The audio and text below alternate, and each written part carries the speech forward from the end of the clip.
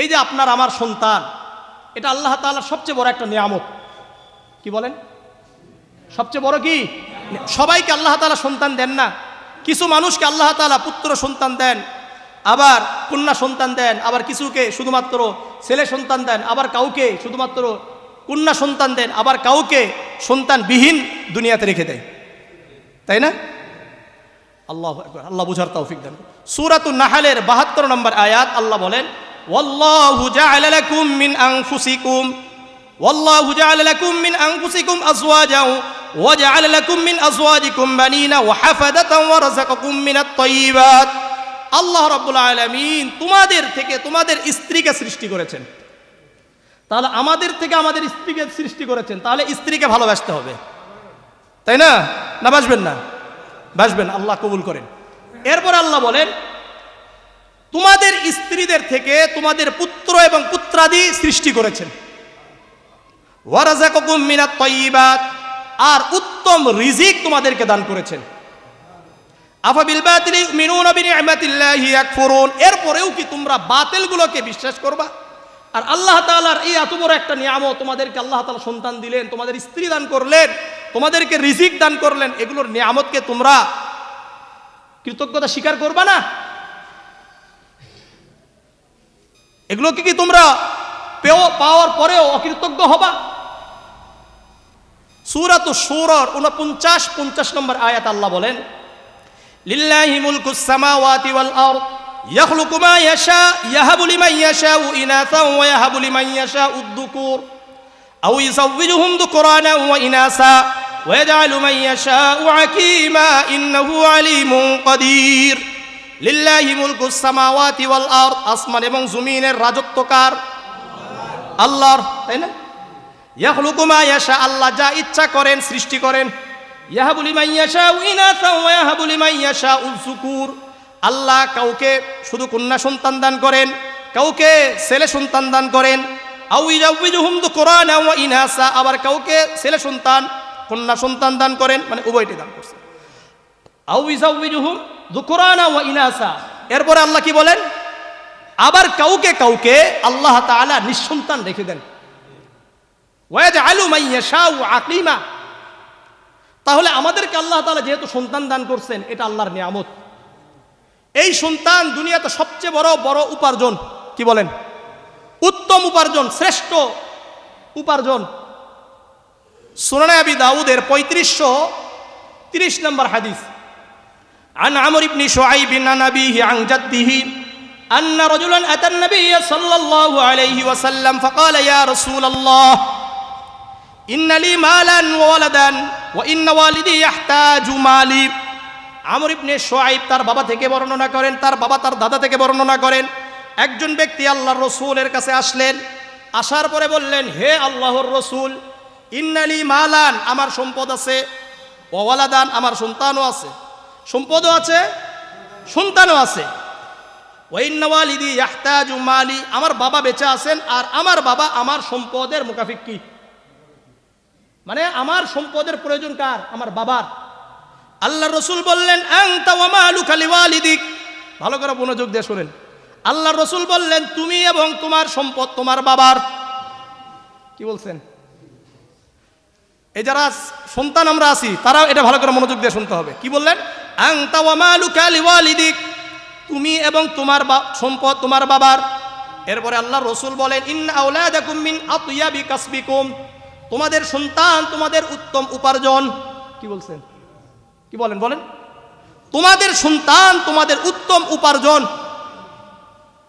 কুলু মিন কাসবি আওলাদিকুম, সুতরাং তোমাদের সন্তানদের উপার্জন তোমরা ভক্ষণ করো। মনে থাকবে বিষয়টা। আল্লাহ রাসূল এখানে কি বললেন? উত্তম উপার্জনের নাম কি? আজকে আমরা বাড়ি গাড়ি সব কিছু করার জন্য সন্তানদেরকে বখাটে বানাই। টাকা ইনকাম করবে ডাক্তার বানাচ্ছে, টাকা ইনকাম করার জন্য ইঞ্জিনিয়ার বানায়, টাকা ইনকাম করার জন্য বিভিন্ন পড়াশোনায় করায়। কোরআন এবং হাদিসের শিক্ষা দেওয়ার না দেওয়ার কারণে পরবর্তীতে এই বাচ্চাটা কি হলো, এই সন্তানটা কি হলো, কোরআন হাদিস না জানার কারণে বাবা মাকে পরবর্তীতে রেখে চলে যাচ্ছে। আছে কি নাই? কারণটা কি? আপনি উত্তম উপার্জনের খেয়াল রাখেন নাই। গাছ যদি আপনি ভালো করে নার্সিং না করেন তাহলে গাছ থেকে ফল আসবে?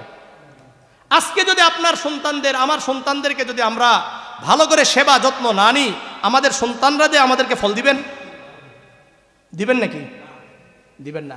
নিয়মতান্ত্রিকভাবে একটা কথা বলি, এই গাছগুলো যারা বানিয়েছে, ধরে নেন এই গাছের যারা প্রবক্তা, বিভিন্ন গাছের বিভিন্ন প্রবক্তা থাকে, বিভিন্ন জিনিসের বিভিন্ন প্রবক্তা থাকে, ওনারা জানেন এই গাছগুলোকে কিভাবে নার্সিং করলে, সেবা করলে এটা ভালো থাকবে, এখান থেকে ফল দিবে, তাই না?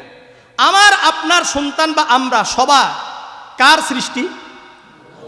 আল্লাহর সৃষ্টি।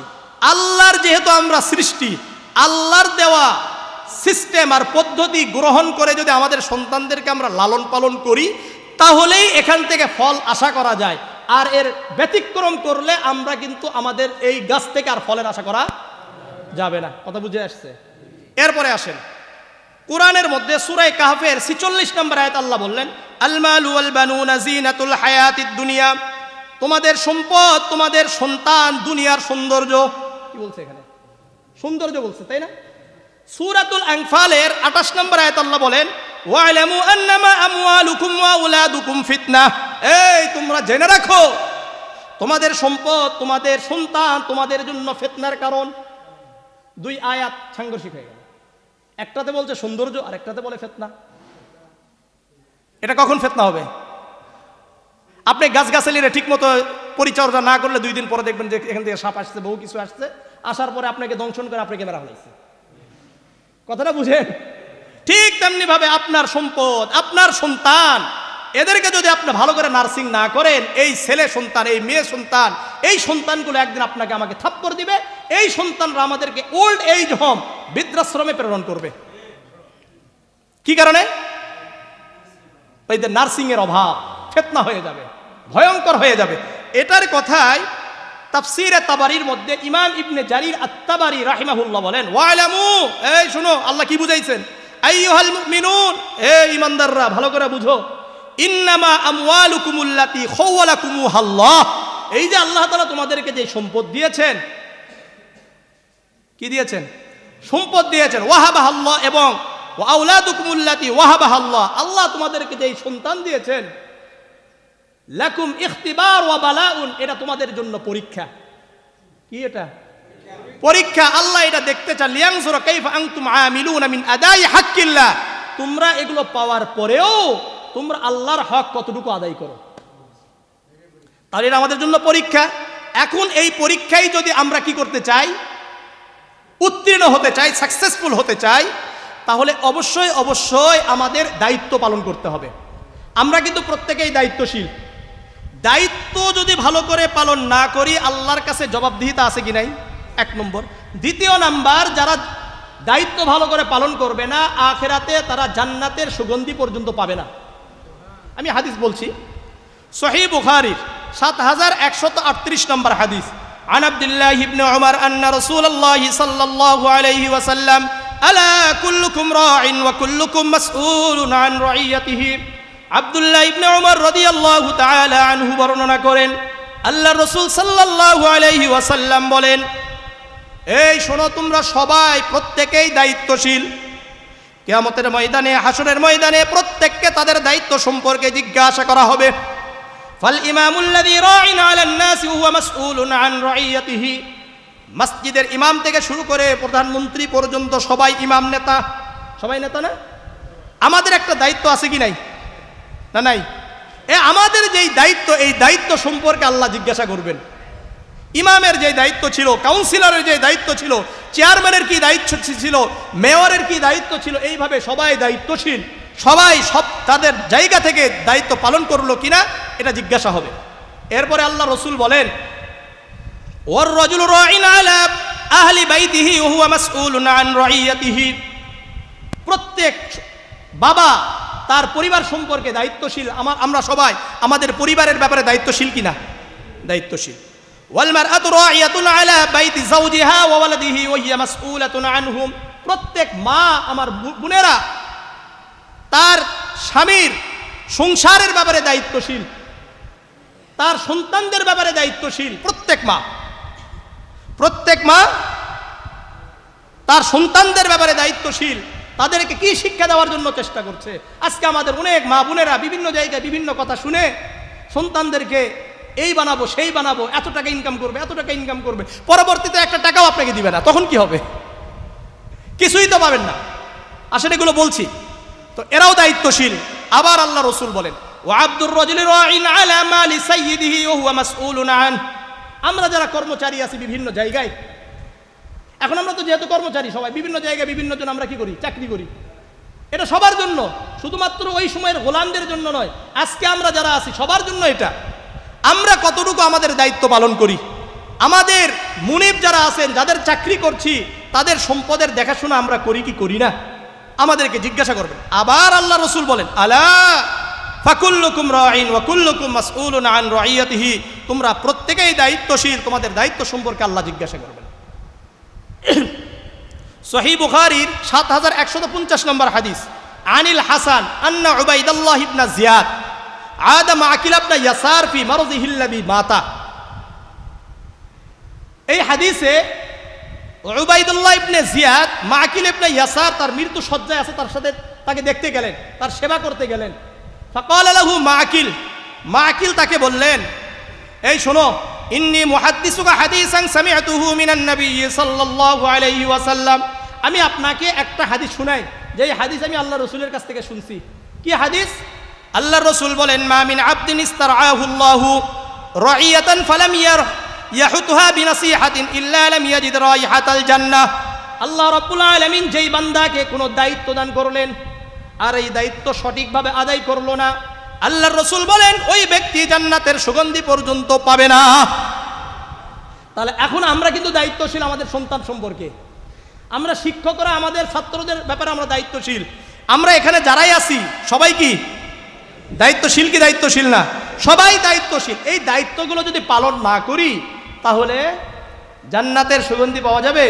আমাদের অনেক ভাইয়েরা আছে, মাথায় টুপি আছে, দাড়ি আছে, লম্বা লম্বা জুব্বা আছে, দেখলে পুরা হুজুর আছে কিনা? এই যারা তাবলিগে যায়, তারা চরমোনায় যায়, এরা তো সব হুজুর হয়ে গেছে। হুজুর হয়ে যাওয়ার পরে আর হুজুরদেরকে, আসল হুজুরদেরকে চিনতে পারে না, এরকম আছে কি নাই? এরকম অনেক তাবলিগওয়ালা পাবেন যে আসল হুজুররে ভুলে গেছে, অনেক চরমোনাইওয়ালাদেরকে পাবেন আসল হুজুরকে ভুলে গেছে। এটা কিন্তু তাবলিগের দোষ না, এটা চরমোনাইওয়ালাদের দোষ না, এটা আমার আপনার দোষ। এটা কার? আমার আপনার দোষ। ওনারা ঠিকই বলেন, আমরা এটা শুনি না, আমরা উল্টা শোনা অন্যদিকে দৌড়াই। কথা বুঝছেন ভালো করে?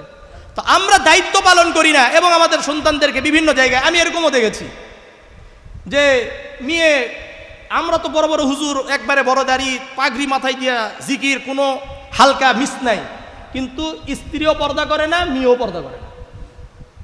আছে কি নাই? তিন চিল্লার উপর তিন চিল্লা দিয়ে চলে যাচ্ছে, কিন্তু কি নাই? কন্ট্রোল নাই। আছে এরকম? নাই নাই। আপনাদের আরেকটা হাদিস শুনে, সুনানে নাসাইর 2562 নম্বর হাদিস, আন সালিম ইবনে আব্দুল্লাহ রাদিয়াল্লাহু তাআলা আনহু قال قال رسول الله صلى الله عليه وسلم ثلاثه لا ينظر الله اليهم يوم القيامه। তিন ব্যক্তির দিকে আল্লাহ তাকাবেন না হাসরের ময়দানে। কয় ব্যক্তি? রহমতের দৃষ্টি তাদেরকে দিবেন না। এক নম্বর আল আকুল ওয়ালিদাইহি, পিতামাতার অবাধ্য সন্তানের দিকে আল্লাহ তাকাবেন না। পিতামাতার অবাধ্য যারা সন্তান হবে এদের দিকে আল্লাহ কি করবেন না? তাকাবেন না। দ্বিতীয় নাম্বার দাইয়ুস। দাইয়ুস বুঝেন? আমরা কিন্তু দাইয়ুস বানাইছি আরেক নামে। আমরা বলি দাইয়ুস ওই নারী যেই নারী পর্দা করে না। আসলে কি তাই? দাইয়ুস ওই পুরুষ যেই পুরুষের অধীনস্থদেরকে পর্দা করাই না। কথা বুঝছে? দাইয়ুস কারা? এই যে মনে করলেন আমি ইমাম সাহেব শাহ ওয়ালিউল্লাহ, এখন আমি তো বড় হুজুর, সব জায়গায় ওয়াজ করি, কিন্তু আমার মেয়ে পর্দা করে না, আমার স্ত্রী পর্দা করে না, আমার বোন একটা আমার অধীনস্থ আছে, এবার কি করে না? পর্দা করে না। তাহলে আমি সবচেয়ে বড় দাইয়ুস। কথা মনে থাকবে ইনশাআল্লাহ। আল্লাহ বুঝার তৌফিক দান করেন, আল্লাহ বুঝার তৌফিক। সুতরাং আমরা সবাই দায়িত্বশীল কিন্তু, তাই না? আমাদের দায়িত্ব সম্পর্কে আল্লাহ জিজ্ঞাসা করবেন। শুধু কি তাই? আস-সুহুদ নামে একটা কিতাব আছে, এই কিতাবের 2 নম্বর খণ্ডে 486 নম্বর পৃষ্ঠাতে আব্দুল্লাহ ইবনে ওমর বলেন ইন্নাল ওয়ালিদা মাসউলুন আন ওয়ালাদিহি, বাবা হলো জান্নাতের উত্তম দরজা।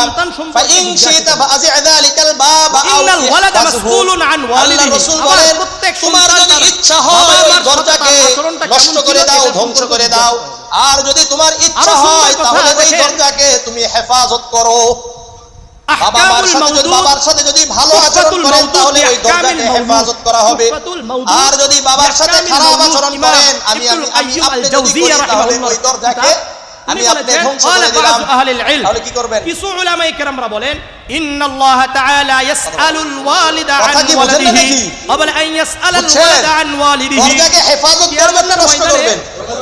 কারা কারা করবেন না হাত উঠান। এই কথা জিজ্ঞাসা করার পূর্বে যে তোমরা তোমাদের কারা কারা করবেন ইনশাআল্লাহ?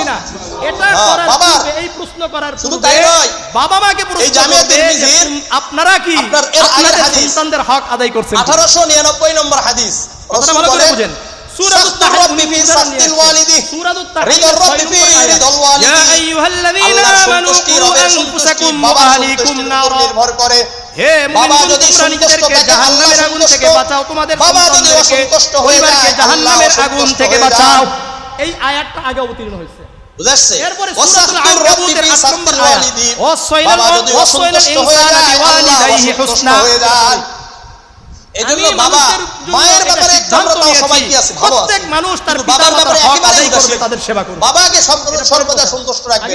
বাবা অনেক কথা বলবে এখন, আপনি আমি ওই যে বলেছি আমিও আপনি যদি নার্সিং ভালো করেন, যত্ন নেন, আজকে বুঝি না তাই সব ঠিকমতো আদায় করেন, যদি কোনো তাহলে বুঝবেন আসে যে বেশি কথা খুব কথা বলে, জঙ্গল হয়ে যায়, আমরা অনেক সময় আপনি বেশি বুঝেন, তাহলে এখান থেকে প্রতি বছরে ঠিক তাহলে আমাদের বাবা বেশি বুঝে না, আমরা বেশি। আজকে থেকে যদি আমরাও আমাদের সন্তানদের বাবা আমাদের আগে করি, আমার আপনার সন্তান 10,000 টাকা বেতন নিয়েও শুধু তাই নয়, ভালো করে না বাবা খাইলেও যদি আমাকে উল্টাও বুঝে তারপরে ওই সময় কিছু বলবেন না, চুপ থাকেন।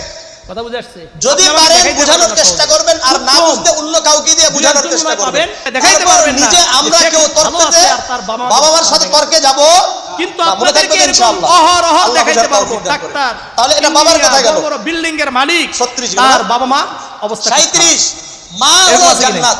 মা কি? সুতরাং আমরা নার্সিং করব তো ইনশাআল্লাহ। সুনান ইবনে মাজাহ 782 নম্বর হাদিস। আলোচনা তো দীর্ঘ ছিল কিন্তু সময় তো অল্প। আন মুআবিয়া ইবনে জাহিমা আস-সুলামি রাদিয়াল্লাহু তাআলা আনহু قال أتيت رسول الله صلى الله عليه وسلم আমাদের মা বোনদেরকে ভালো হয়ে যেত, সন্তান এমনি إني كنت أردت الجهاد معك أبتغي بذلك وجه الله والدار الآخرة। তারপরের কাজ কি?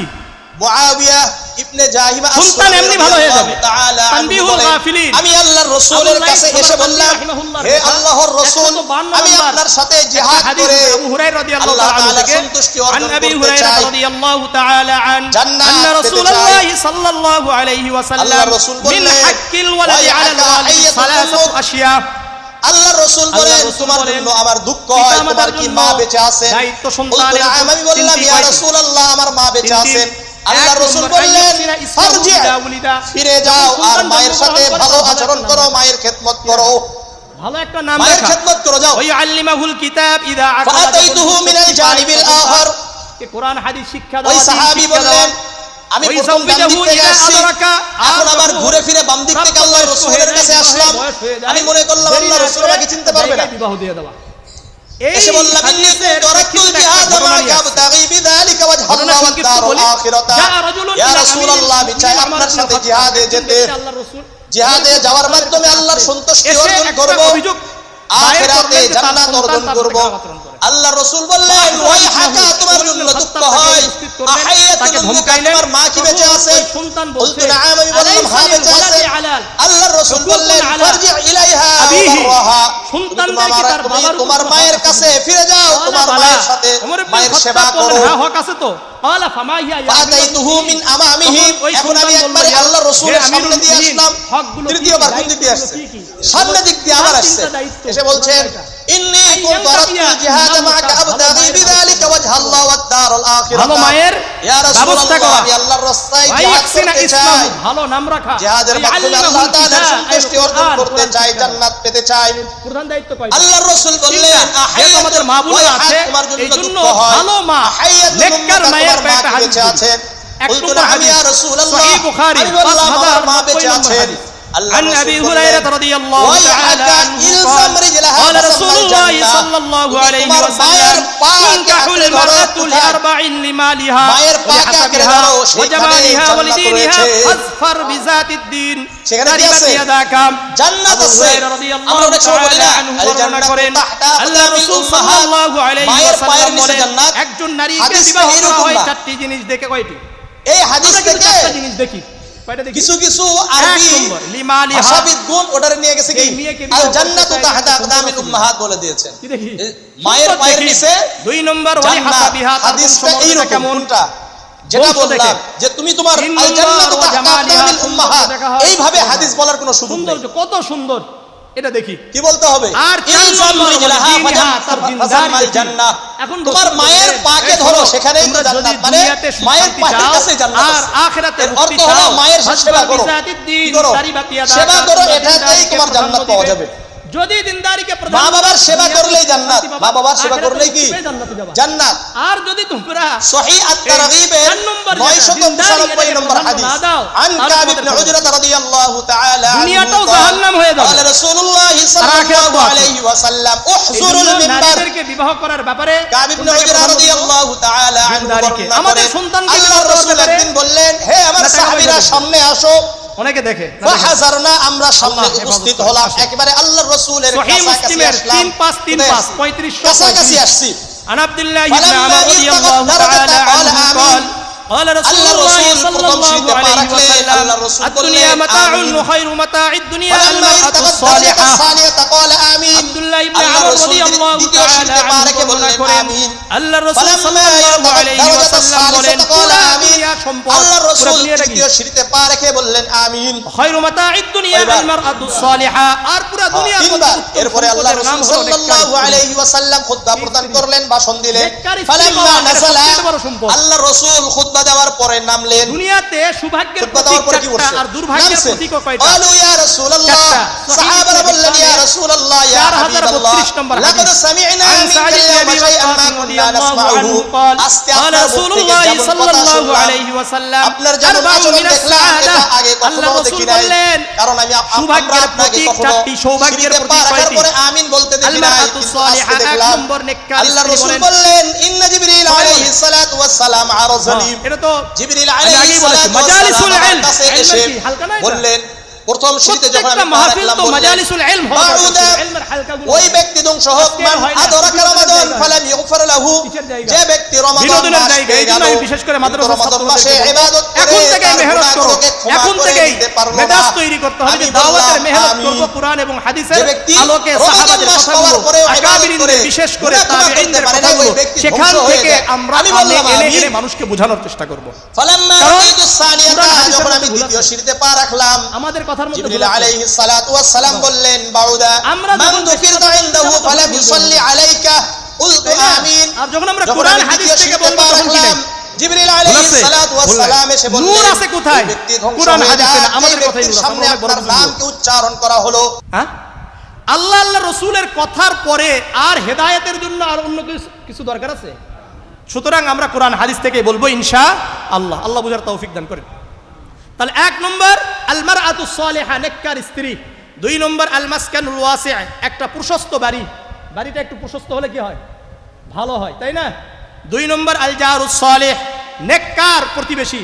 ভালো একটা প্রতিবেশী পাইলে ভালো, না হলে তো প্রতিদিন ফজরের পরে একটা গন্ডগোল, ঝগড়া আছে কি নাই? আছে। চার নম্বর আল মারকাবুল হানি, ভালো একটা বাহন। ভালো একটা কি বাহন? ভালো বাহন থাকলে, একটা ভালো গাড়ি থাকলে। আজকে অনেকে বলে হুজুররা এত টাকা ইনকাম করবে, হুজুরদের গাড়ি কেন? হুজুরদেরই তো গাড়ি থাকা দরকার, কারণ হুজুররা তো তাদের স্ত্রীদেরকে পর্দা করায়। কারণ যারা পর্দা করায় না তারা তো লোকাল গাড়িতে স্ত্রীদেরকে বিভিন্ন জায়গায় নিয়ে যেতে পারে, কিন্তু আমরা কি লোকাল গাড়িতে নিয়ে যেতে পারি? কারণ কি, লোকাল গাড়িতে গেলেই তো আমার স্ত্রীর পর্দা নষ্ট হয়ে যায়। অসুস্থ হলে কেবিন না নিলে পর্দা নষ্ট হয়।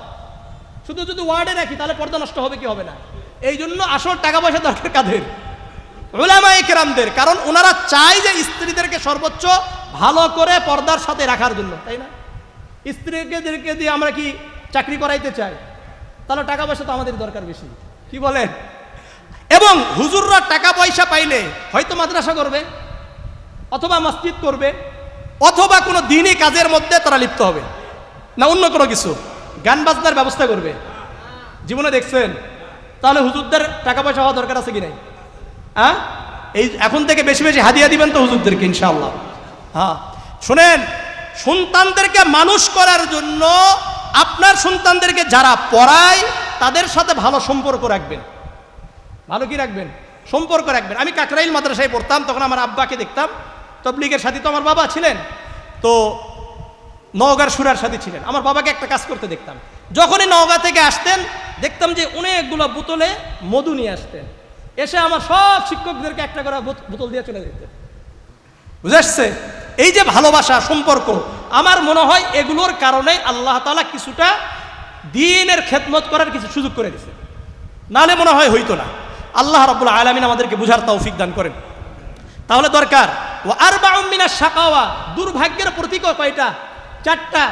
1 নম্বর আল জারুস সু, ভালো না খারাপ প্রতিবেশী, এর উল্টা আল মারআতুস সু, খারাপ স্ত্রী, আল মাসকানুস যায়িক, সংকীর্ণ ঘর, সংকীর্ণ বাড়ি, আল মারকাবুস সু, আর খারাপ বাহন, এটা হলো দুর্ভাগ্যের প্রতীক। কি বুঝাচ্ছে? আসেন আরেকটা হাদিস বলি, সুনান ইবনে মাজার 1856 নম্বর হাদিস, عن ثوبان رضي الله تعالى عنه قال لما نزل في الفضة والذهب ما نزل قالوا أي المال نتخذ فقال عمر بن الخطاب أنا أعلم لكم فأوضع على بعيره فأدرك النبي صلى الله عليه وسلم أنا في أسره। সাওবান রাদিয়াল্লাহু তাআলা আনহু বর্ণনা করেন, আল্লাহ রাব্বুল আলামিন একবার স্বর্ণ এবং রূপা সঞ্চয়ের সমালোচনা করে কোরআনের আয়াত অবতীর্ণ করলেন। তখন সাহাবারা একটু কষ্ট হলো, তাহলে আমরা নাত্তাখিজ আইয়াল মালি নাত্তাখিজ, আমরা কোন সম্পদ উপার্জন করব? আল্লাহ রাসূল একটু রাগান্বিত হয়ে চলে গেলেন।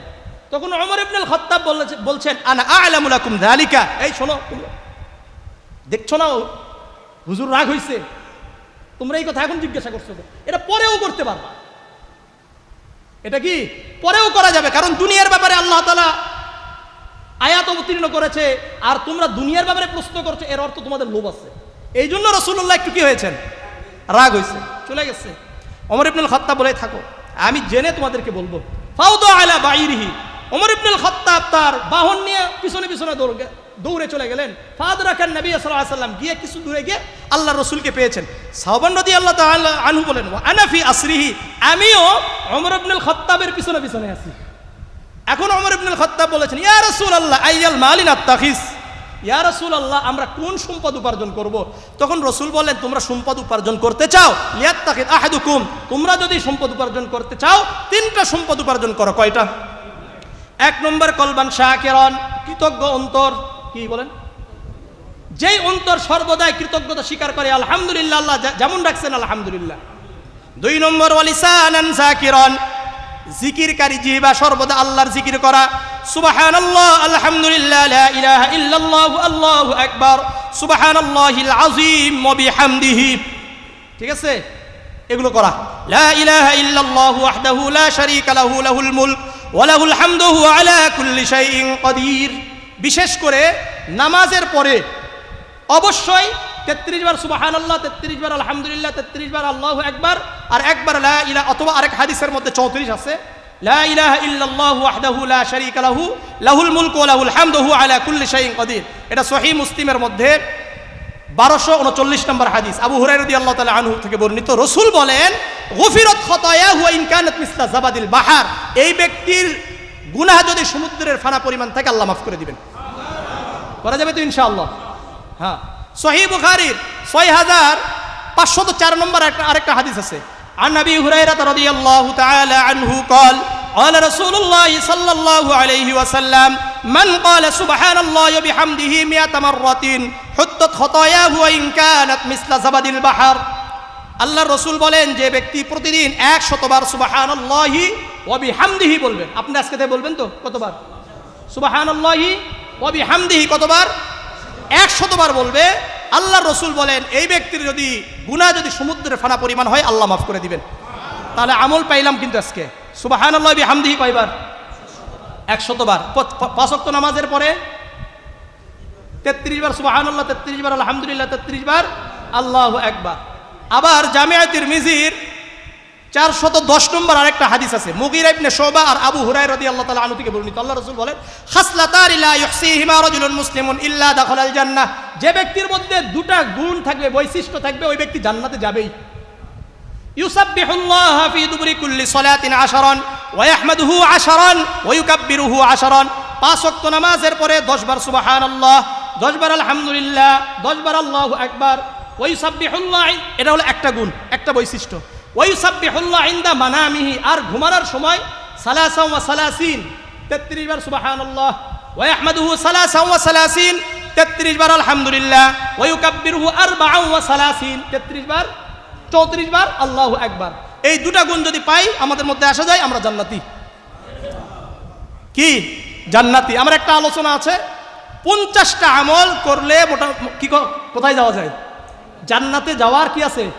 আমলের কথা আছে। তো অনেকগুলো আমল আছে। আস্তে আস্তে আমরা উলামা ইকরামদের সাথে, হুজুরদের সাথে ভালো সম্পর্ক করে একদিন এসে একটা করে নিয়ে যাবো, আরেকদিন এসে আরেকটা নিয়ে যাবো। এইভাবে আমল নিতে নিতে দেখবেন যে বিশাল আমলের ভান্ডার হয়ে যাবে আপনার আমার। ঠিক আছে তো ইনশাআল্লাহ? আজকে থেকে নিয়ত করা যায় যে যখনই এখানে আসবো, হুজুরদের সাথে দেখা সাক্ষাৎ করে, বিশেষ করে যেই হুজুরদের কাছে আমাদের সন্তানগুলো পড়ে, তাদেরকে হাদিয়া দিব 1 নম্বর। 2 নম্বর, তাদের থেকে একটা করে আমল নিয়ে তারপরে যাব। এই কাজ কারা কারা করতে রাজি আছেন? করবেন তো ইনশাআল্লাহ? হাদিয়া দিবেন তো? যারা হাত উঠায় না তারা দিতে চায় না, আল্লাহ তাআলা কবুল করেন, সবাই দিবেন। হ্যাঁ, এটা সম্পর্ক। আল্লাহ রসুলের সাহাবারা দিতেন, হাদিয়া দেওয়া সুন্নত। উলামা ইকরামদেরকে হাদিয়া দিবেন, এটা সুন্নত। আবার বলে মনে করেন না যে আমার কারণে আমি বলতেছি না, এটা নয়, এটা সুন্নাহ, এই জন্য বললাম। এর দ্বারা ভালোবাসা বৃদ্ধি হয়। এর দ্বারা কি হবে? ভালোবাসা বৃদ্ধি। যার পিছনে আপনি খরচ করবেন, তার প্রতি আপনার ভালোবাসা তৈরি হয়ে যাবে। এই যে মাদ্রাসায় বিভিন্ন সময় কি লাগে না লাগে, এগুলো খোঁজখবর নিয়ে কিছু কি করবেন, অংশগ্রহণ করার জন্য চেষ্টা করবেন। দেখবেন যে মাদ্রাসার প্রতি আপনার আলাদা একটা টান। মাদ্রাসার বিরুদ্ধে কেউ গেলে আপনার জীবন চলে যাবে, তারপর মাদ্রাসার কিছু হতে দিবেন না। কথা বুঝে আসছে? করবেন তো ইনশাআল্লাহ? আল্লাহু আকবার। তাহলে 1 নম্বর ওখানে কি বলছি? কলবান শাকিরন, কৃতজ্ঞ অন্তর। বলেন 2 নম্বর জিকিরকারী জিহ্বা।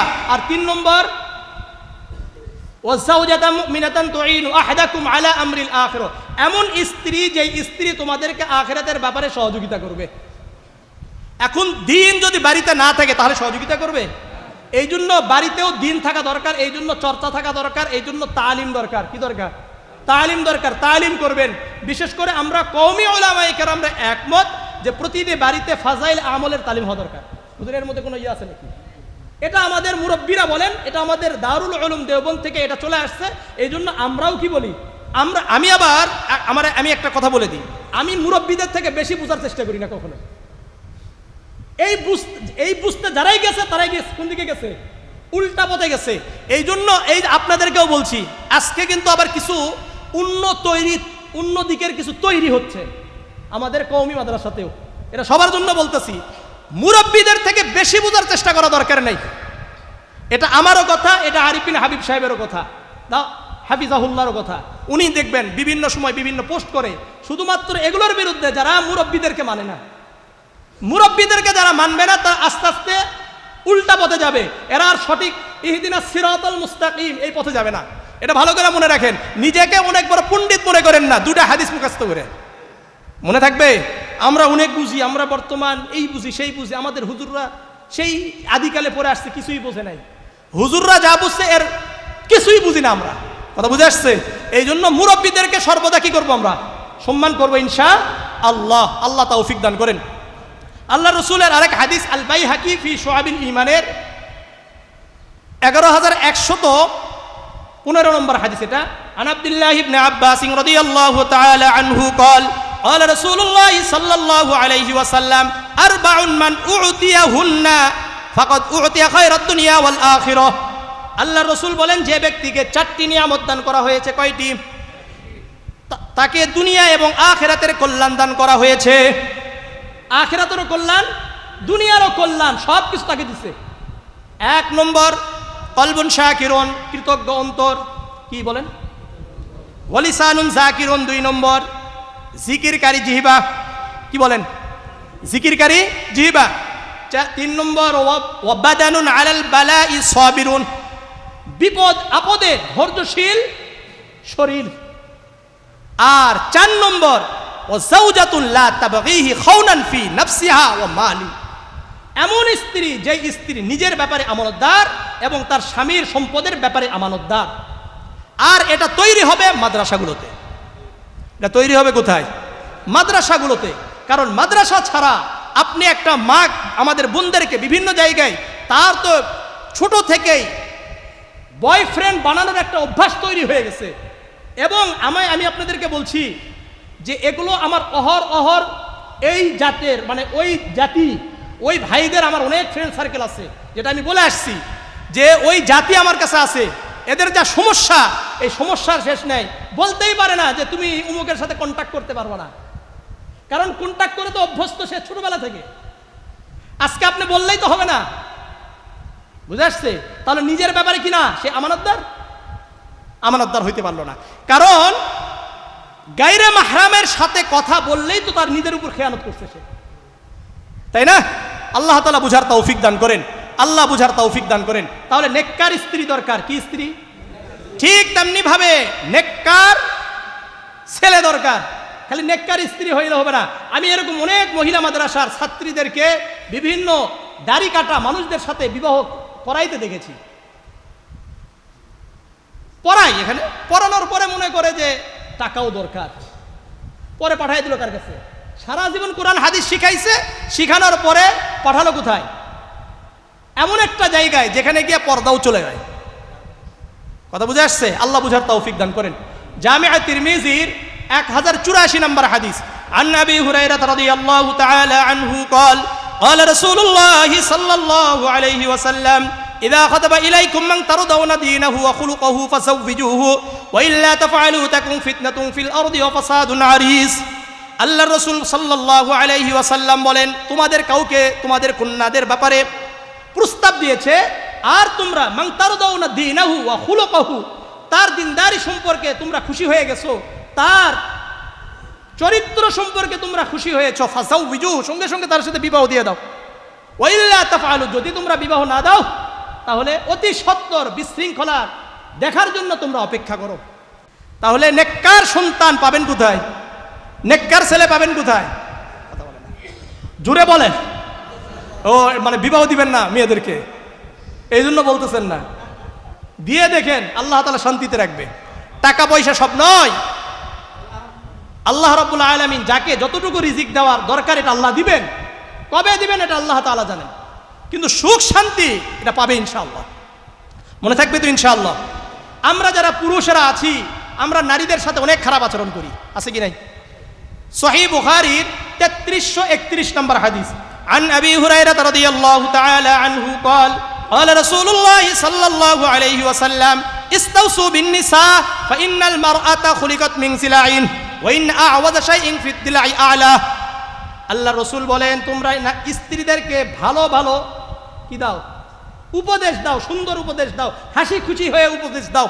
কারণ তাদেরকে আল্লাহ তাআলা পাজরের হাড় থেকে সৃষ্টি করা হয়েছে। আর সবচাইতে বাঁকা পাজরের হাড় কোনটা?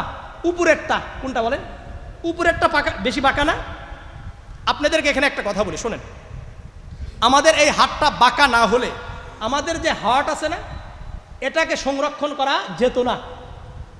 এই বাঁকা হাড়টাই আমাদেরকে কি করেছে? আমাদের অন্তরটাকে, আমাদের হার্টটাকে সংরক্ষণ করে রাখছে। এখন যদি এটারে আপনি সোজা করতে যান, আপনি মারা যাবেন। ঠিক আছে? ঠিক তেমনি ভাবে স্ত্রীরা যদি, আমাদের মা বোনরা কিছু বাঁকা না হতো, আমাদের সংসার টিকতো না। এই যে বাঁকা হওয়ার কারণে যেমন নাকি আমাদের হার্টকে ভালো করে রাখছে, সযত্নে রাখছে, ঠিক তেমনি ভাবে আমাদের মা বোনরা বাঁকা হওয়ার কারণে আমাদের সংসারগুলোকে ভালো রাখে। বুঝে আসছে? এখন কি করবেন? ফাহিং দাহাবতা তুকিমুহু কাসারতা, যদি একবার সোজা করতে যান ভেঙে ফেলবেন। ওয়াইন তারাকতাহু লাম ইয়াসাল আওয়াজা, আর একেবারে ছেড়ে দেন, যা ইচ্ছা বা তুই কর, তাহলে আর কোনোদিন সোজা হবে? হবে না। বরং আল্লাহ রাসূল আবার বলেন, ফাস্তাউসু বিন নিসা, তাদেরকে সুন্দর সুন্দর কথা বলো, পাম্পট্টি যা আছে এগুলো দাও। সুন্দর সুন্দর মানে একটু পামতাম দেওয়া লাগবে। কথা বুঝছেন? আল্লাহ তাআলা বুঝার তৌফিক দান করেন। সবচাইতে ভালো কে, উত্তম কে? যে তার পরিবারের কাছে ভালো। জামিআ তিরমিজির 3895 নম্বর হাদিস, আন আয়েশা রাদিয়াল্লাহু তাআলা আনহা قالت قال رسول الله صلى الله عليه وسلم خيركم خيركم لأهله وأنا خيركم لأهلي। আল্লাহর রাসূল বলেন, তোমাদের মধ্যে উত্তম ওই ব্যক্তি যে তার পরিবারের কাছে ভালো, আর তোমাদের মধ্যে আমি আমার পরিবারের কাছে ভালো। এর অর্থ কি? আমি আমার পরিবারের স্ত্রী, আমার যারা স্ত্রী আছে এদের যা আরাম, আমি এদের সাথে কাজ করি, কি করি? কাজ করি, এদের সাথে বিভিন্ন সময় বিনোদন করি, এদের সাথে আয়েশা রাদিয়াল্লাহু তাআলা আনহার সাথে আমি দৌড়াদৌড়িও করছি, করে নাই? আপনিও করবেন, আমিও করব, পানিও ছিটিয়ে দিবেন মাঝে মাঝে ঘুম থেকে উঠানোর জন্য, এইভাবে বিভিন্ন খেলাধুলা আছে কি নাই? হ্যাঁ, এটা করবেন। আল্লাহ রাসূল বলেন আমি উত্তম। আর মা বোনদেরকে বলবো, আপনারা যদি আপনার স্বামীকে কষ্ট দেন তাহলে হুররা আপনাদের জন্য বদদোয়া করে। কি করবে? বদদোয়া করবে। সুনানে ইবনে মাজার 2014 নম্বর হাদিস, জামিআ তিরমিজির 174 নম্বর হাদিস, আন মুআজ ইবনে জাবাল রাদিয়াল্লাহু তাআলা আনিন নবী সাল্লাল্লাহু আলাইহি ওয়াসাল্লাম قال لا تؤذي امرأة زوجها। যখন কোনো নারী স্ত্রী তার স্বামীকে কষ্ট দেয়, বিভিন্ন সময় কষ্ট দেয় না, ফিদ দুনিয়া, দুনিয়াতে, মুআজ ইবনে সুনান ইবনে মাজার মধ্যে ফিদ দুনিয়া নাই, আর জামিআ তিরমিজির মধ্যে ফিদ দুনিয়া আসছে। তখন ক্বালাত যাওজাতুহু মিনাল হুরিল আইন, ওই জান্নাতের হুর যেগুলো আমাদের স্ত্রী হবে, এরা বলে লা তুজিহি, এই কষ্ট দেওয়া যাবে না। কি দেওয়া যাবে না? কষ্ট দিও না। ওয়াতালাকিল্লাহ, আল্লাহ তোমার সর্বনাশ করুক, আল্লাহ তোমার ধ্বংস করুক। এখন হুররা যদি আমাদের মা বোনদের ব্যাপারে এরকম বদদোয়া দেয়, হুররা কি গুনাহ করে নাকি? তাহলে কিন্তু দোয়া কবুল হয়ে যাবে। দোয়া কি কবুল হয়ে যাবে। আল্লাহ তাআলা আমাদেরকে বুঝার তৌফিক দান করেন। তখন আবার বলে ইন্নামা হুয়া ইনদাকি দাখিলুন, শোনো, এই যে তোমার কাছে যে স্বামী আছে এটা তো কিছুদিনের জন্য গেছে, মাত্র মেহমান, কিছুদিনের মেহমান। এটা অতি সত্তর আউশাক আইফারিকা ইলাইনা, অতি সত্তর তোমাদেরকে ত্যাগ করে আমাদের স্বামী আমাদের কাছে চলে আসবে। কি করবে? আমাদের স্বামী আমাদের কাছে আসবে। সুতরাং আমার মা বোনদেরকে বলবো, যদি হুরদের বদদোয়া থেকে বাঁচতে চান আর স্বামীকে জান্নাতেও পেতে চান, তাহলে এই দুনিয়াতে ভালো আচরণ করেন, আর আপনারা খারাপ আচরণ করবেন, ভালো আচরণ করবেন। শোনেন, স্বামীর স্ত্রীর বিশেষ করে অসুস্থ হলে খেদমত করবেন, স্ত্রীদের কি করবেন? খেদমত করবেন। আল্লাহ তাআলা বদরের যুদ্ধে অংশগ্রহণ করার সওয়াব দিবে। সহিহ বুখারীর 3130 নম্বর হাদিস, আন আব্দুল্লাহ ইবনে ওমর রাদিয়াল্লাহু তাআলা আনহু قال ইন্নামা তাগায়্যাব উসমান ইবনে আফফান। উসমান ইবনে আফফান আন বদরিন, বদরের যুদ্ধ থেকে কি থাকলেন? উসমান ইবনে আফফান কিন্তু বদরের যুদ্ধে অংশগ্রহণ করতে পারেন নাই। বুঝাচ্ছে ফাইন্নাহু কানাত তাহতা বিনতি রাসূলিল তাহতাহু বিনতু রাসূলিল্লাহ সাল্লাল্লাহু আলাইহি ওয়াসাল্লাম। আল্লাহ রাসূলের কন্যা তার স্ত্রী ছিলেন, ওয়া কানাত মারিজাতান, ওই সময় ওনার স্ত্রী অসুস্থ ছিলেন। ফাকালাহু নবী সাল্লাল্লাহু আলাইহি ওয়াসাল্লাম, আল্লাহর রাসূল তাকে বললেন, ওসমান ইবনে আফফানকে বললেন, ইন্না লাকা আজরান আজরা রাজুলিন মিম্মান শাহিদা বদরান ওয়া সাহামাহু। এই ওসমান, তুমি চিন্তা করো না, তুমি তোমার স্ত্রীর কি করছো? খেদমত করছো। আল্লাহ রাব্বুল আলামিন তোমাকে ওই সওয়াব দান করবেন যেই সওয়াব একজন ব্যক্তি বদরের যুদ্ধে অংশগ্রহণ করেছে, যেই সওয়াব পেয়েছে, আল্লাহ তোমাকে সেই সওয়াব দান করে দিবে। কিন্তু আজকে তো আমাদের স্ত্রীরা অসুস্থ হলে আরেকটা বিবাহ করার চিন্তা ভাবনা করি কি করি না? আল্লাহ আমাদেরকে হেফাজত করেন। আবার মা বোনদেরকে বলবো, যদি আপনার স্বামীর ওরকম ক্ষমতা থাকে তাহলে আবার অনুমতি দিবেন না এমনটাও করেন না। কথা বুঝে আসছে? এটাও করা যাবে না। আল্লাহ তাআলা আমাদের সবাইকে কবুল করেন, আল্লাহ আমাদেরকে কবুল করেন। তাহলে কি দরকার? স্বামী অর্থাৎ বাবা মা উভয়ের কি হওয়া দরকার? ভালো হওয়া দরকার। আর সময় নাই, এরপরে আমাদেরকে সভ্যতা শিক্ষা দেওয়ার কথা। আমার মোটামুটি আরিফ বিন হাবিব সাহেবের একটা কিতাব আছে, মেম্বারের আমানত, এখানে এবারে আসছে হলো 64টা, ঠিক আছে। আমার একটা আলোচনাতে মোটামুটি আমার একটা ঠিক করা আছে, যেখানে 65টা অথবা 66টা, আবার ওনার সাথে আমারটা অনেক মিল নাই। তাহলে সবগুলো কি করা দরকার? পড়া দরকার, শিখা দরকার। তাহলে আমার জ্ঞান আরো বৃদ্ধি পাবে। কি বলেন? ঠিক আছে, ইনশাআল্লাহ যত চেষ্টা করবেন তত ভালো। আমি অনেক সময় আরিফ বিন হাবিব সাহেবকে টেলিগ্রামে লিখে দিই যে এই ব্যাপারে আমি বুঝি নাই, অথবা আপনার এই ব্যাপারে বুঝটা কি সেটা আমাকে বলেন। এইভাবে আমি সবার সাথে কি করব? মুযাকারা করব। ওয়াযাক্কির ফাইন্না যিকরা তানফাউল মুমিনিন। একটা কথা মনে রাখেন, এই আপনারা এটা কখনোই মনে করেন না যে হুজুর এতগুলো হাদিস বলছে, এখানে মনে হয় একজনও নাই। এটা একটা ডাহা মিথ্যা কথা। বরং এখানে যেই সমস্ত আলেমেরা বিভিন্ন কিতাব পড়াচ্ছে, শরহে আকায়েদ, এই সমস্ত কিতাব যারা পড়ায়, মুখতাসারুল মাআনি, হয়তোবা আমরা মুতালা ছাড়া সেগুলো পড়াইতে পারবো না, কিন্তু এখানে আরামে দিদারসে তারা পড়াই দিচ্ছে। কথা বুঝে আসছে? কথা বুঝে আসছে? আমাদের অনেক বড় বড় আলেম, আমাদের শেখ আহমদ সাহেব, অর্থাৎ বর্তমান আমাদের সবার মুরব্বী শেখ সাহেব হাফিজাহুল্লাহ, উনি বেশি ভালো কথা বলতে পারেন, কিন্তু আজকে কি ওনার মতো পুরো বাংলাদেশে কোনো মুহাদ্দিস আছে আপনি দেখাইতে পারবেন? তাহলে খালি কথা বলতে পারলেই বড় আলেম, কথা বলতে পারলেই আল্লামা। আবার আল্লামা তো এটা একটা জ্ঞানী হয়ে গেছে। কি হয়ে গেছে? জ্ঞানী বোঝেন? জ্ঞানী, মুফাসসির, আল্লামা, এগুলো সব জ্ঞানী। আমার কাছে জ্ঞানী মনে হয়, কারণ এগুলো যাদের জন্য প্রযোজ্য তাদের সাথে নাই, আর যাদের জন্য প্রযোজ্য নাই তাদের সাথে লাগানো হচ্ছে। কথা বুঝে আসতে পারছি? আল্লাহ রাব্বুল আলামিন আমাদের সবাইকে কবুল করেন। কোরআন শিক্ষা দেব ইনশাআল্লাহ, দিবেন তো ইনশাআল্লাহ? হ্যাঁ, আল্লাহ রাব্বুল আলামিন আমাদের সবাইকে কবুল করেন। মাদ্রাসার সাথে ভালো সম্পর্ক রাখবেন, মাদ্রাসার সাথে ভালো সম্পর্ক রাখবেন, মাদ্রাসার সাথে ভালো সম্পর্ক রাখবেন। এটা আপনাদের কাছে আমার অনুরোধ থাকলো। আর কোনোভাবে নিজেদের সন্তানদেরকে এটা চিন্তাই করবেন না অমুক শিক্ষা তুমুক শিক্ষা করাতে হবে। আল্লাহর কসম করে বলি, আপনার সন্তানদের রিজিক আল্লাহ তাআলা যতটুকু রাখছেন সেটা এখানেই পাবে। এক নম্বর, আপনার সন্তান পুরা দুনিয়ার মধ্যে শ্রেষ্ঠ। আমি কিছুক্ষণ আগে অনেকগুলো হাদিস শুনে আসলাম ছাত্রদেরকে, এইগুলো সুযোগ নাই, আপনাদেরকে কিছু শোনানো দরকার ছিল। খালি একটা হাদিস শোনেন, আপনার সন্তানদেরকে হাফেজ বানাচ্ছেন, আলেম বানাচ্ছেন, আপনাদের লাভ হলো আল্লাহ তাআলা কিয়ামতের ময়দানে একটা সুন্দর সূর্যের থেকে আলো বেশি একটা কি পরাই দিবে, নূরের মুকুট পরিধান করাবে। আর যারা আত্মীয় স্বজন আছেন তাদের জন্য তারা সুপারিশ করতে পারবে। বুঝে আসছে? সুনানে আবি দাউদের 1453 নম্বর হাদিস, মুআয ইবনে জুহানি রাদিয়াল্লাহু তাআলা আনহু থেকে বর্ণিত, আল্লাহ রাসূল বলেন, মান কারা আল কোরআন ওয়া আমিলা বিমা ফি উলবিসা ওয়ালিদাহু তাজান ইয়াউমাল কিয়ামা। কোরআন পড়লো, কোরআনের উপর আমল করলো, আল্লাহ তাআলা তার পিতামাতাকে কিয়ামতের ময়দানে, হাশরের ময়দানে নূরের মুকুট পরিধান করাবে। যার আলো সূর্যের আলো থেকে কম না বেশি? বেশি হবে, তাই না? আবার জামে তিরমিজির 2905 নম্বর হাদিসে আলী ইবনে আবি তালিব রাদিয়াল্লাহু তাআলা আন, মান কারা আল কোরআন ওয়াস্তাযহারাহু ফাহাল্লা হালালাহু ওয়া হাররামা হারামাহু আদখালাহু আল্লাহু বিহিল জান্নাহ। কোরআন পড়ছে, কোরআনের উপর আমল করেছে, এরপরে হালালকে হালাল জানছে, হারামকে হারাম জেনেছে, আল্লাহ তাআলা তাকে জান্নাত দিবেন। ওয়া শাফাআহু ফি আশরাতিন মিন আহলি বাইতিহি কুল্লুহুম ওয়াজাবাত লাহুন নার।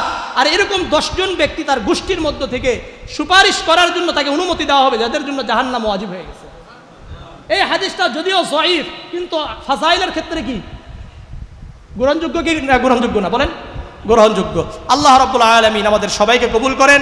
আমার কথা দ্বারা যদি কেউ কষ্ট পেয়ে থাকেন আল্লাহর রাস্তায় ক্ষমা করে দিবেন। আপনাদের হাতে পায়ে ধরে বলবো, আমাদের উলামায়ে কিরামদের সাথে আপনারা সুসম্পর্ক রাখবেন, আপনাদের সন্তানদের শিক্ষকদের সাথে সুসম্পর্ক রাখবেন। কথা বলার আগে চিন্তা করবেন, এটা আমার সন্তানের কারিগর, উনি আমার সন্তানের শিক্ষক, সুতরাং তার সাথে উচ্চ আওয়াজে কথা বলার কোনো সুযোগ নাই। মনে থাকবে ইনশাআল্লাহ। আপনি শিক্ষকদের সম্মান করবেন, আপনার সন্তান আলেম হবে। শিক্ষকদের সম্মান করবেন না, হয়তোবা চলে আসবে এই সময়। আল্লাহ বুঝার তৌফিক দান করেন। আসসালামু আলাইকুম ওয়া রাহমাতুল্লাহি ওয়া বারাকাতুহু।